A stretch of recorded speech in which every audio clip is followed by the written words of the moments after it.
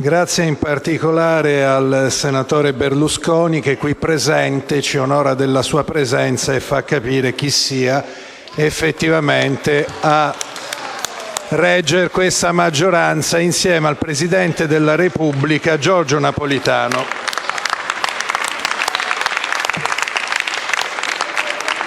Grazie perché finalmente si appalesa agli occhi degli italiani quale sia la verità e non è una mancanza di rispetto, onorevole Letta. Andiamo per ordine. Innanzitutto che sia chiaro questo: l'atto che noi abbiamo proposto non è una mozione di sfiducia al Governo, l'avremmo presentata nel caso ci fosse stata la possibilità, perché a nostro avviso voi come Governo valete ben poco e state ulteriormente, se possibile, affossando il Paese. È una mozione di sfiducia individuale a qualcuno che dovrebbe, io speravo, aver sentito anche in precedenza una necessità di assumersi le proprie responsabilità, ministro Alfano, perché come tanti colleghi hanno rimarcato, e non soltanto quelli che voteranno a favore della sua sfiducia, quanto il nostro Paese ha fatto a causa del governo è qualcosa che porta disonore a tutti quanti noi italiani. Io mi sono ritrovato, e come me tanti altri del Movimento, anzi tutti, nelle parole espresse dal senatore Casson, nelle parole espresse dal senatore Chiti, ma anche nelle parole di tanti altri che hanno rimarcato come sia assolutamente inammissibile fossero anche moglie e marito del peggior narcos, moglie e figlia, scusate, del peggior narcos, consegnare ad un'autorità straniera che non è sovrana a casa nostra due persone i cui diritti sono stati in maniera assolutamente evidente violati. E sono state richiamate posizioni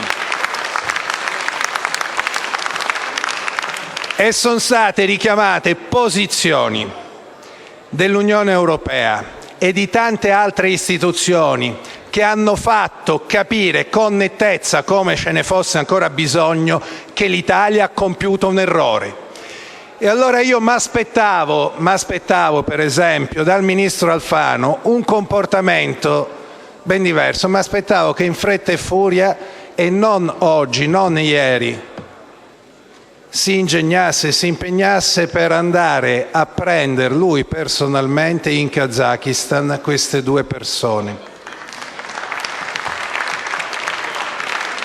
Io ricordo anche, onorevole Letta, che per qualcosa di, a mio avviso, a nostro avviso, decisamente meno grave in un'ottica di difesa della dignità della persona, e qua in tanti si sono riempiti la bocca di dignità della persona, lei è intervenuto su un suo ministro, anzi ex, per indurla ad un comportamento ben diverso da quello che sta tenendo chi adesso le siede alla sua destra. Io ricordo che ad inizio giugno, quando noi del Movimento abbiamo segnalato al Paese questo caso, ci sono state dichiarazioni del ministro Cancelleri secondo cui tutto era avvenuto secondo le procedure, secondo le norme, ed infatti abbiamo capito che cosa significhi il rispetto delle procedure, il rispetto delle norme. C'è un articolo, il 95 della nostra Costituzione, che è chiarissimo e che mi pare, nella sua chiarezza, assolutamente opaco per chi le norme le disattende.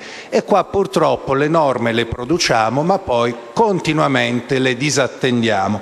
E forse l'autorità di governo, in primis, dovrebbe ossequiare la norma. Ancora, si tratta di una donna e come qualcuno ha ricordato, noi all'unanimità ci siamo impegnati a ratificare la Convenzione di Istanbul e si tratta, accanto a questa donna, di una bambina di 6 anni. Il collega De Cristofaro, nel suo intervento iniziale, citava Norberto Bobbio che rinviava a Leopardi, i Leopardi dello Zibaldone, e ricordava il sentimento della vergogna. A me hanno insegnato, ma forse io ho studiato in scuole particolari, che la vergogna potrebbe essere un sentimento rivoluzionario, provandola.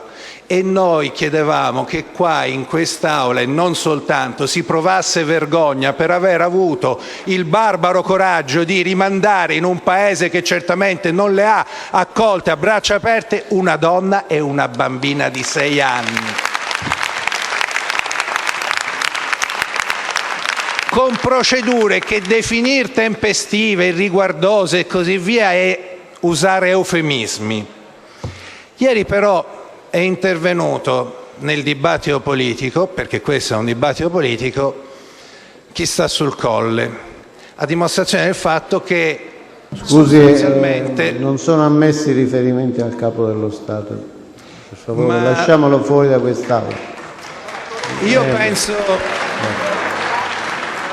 Io penso che sia ammissibile fare delle riflessioni e le facciamo a voce alta, per cui per noi tutto questo avviene in trasparenza. Se poi sbaglierò dovranno essere i cittadini a valutare. Il nostro Presidente della Repubblica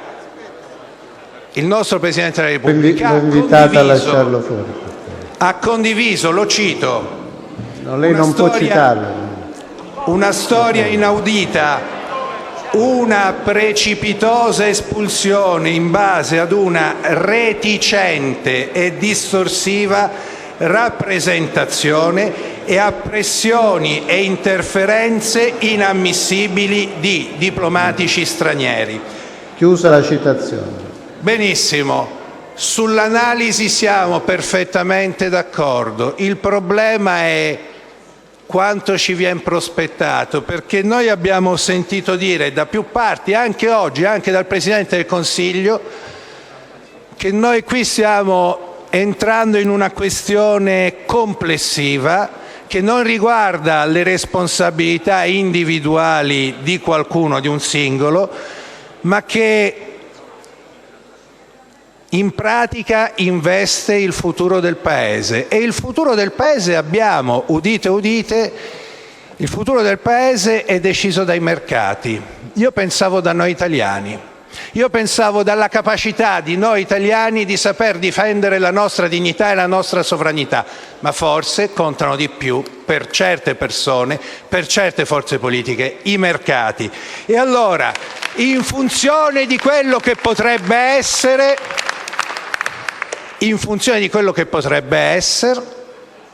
il governo comunque va difeso.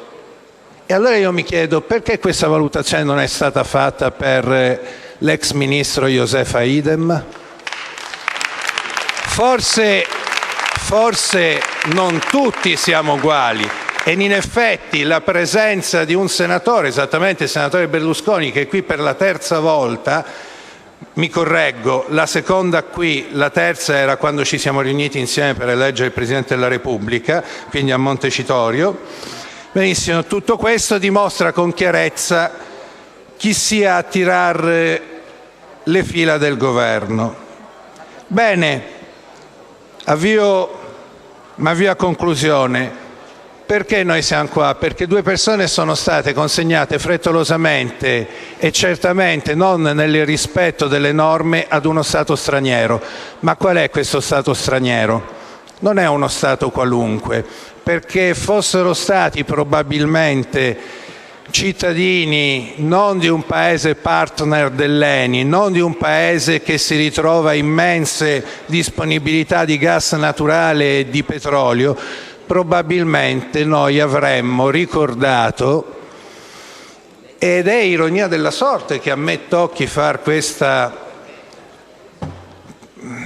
recupero di memoria, noi avremmo magari adottato quell'accortezza, quella prudenza, ma anche quel richiamo alla nostra dignità che permise anni e anni fa a Sigonella di non concedere qualcuno agli Stati Uniti, e perché all'epoca ci fu un Presidente del Consiglio, ci tocca ammetterlo, che si ricordò che l'Italia era un paese sovrano e non un paese a sovranità limitata. Ora però, colleghi, noi adesso era Bettino Craxi, ce lo ricordiamo, no? Vi ringrazio. L'ho fatto. Silenzio. Silenzio, fate concludere per favore. Presidente, mi scusi, tutto ciò dimostra anche l'incapacità la conclusione, il tempo è già scaduto di noi.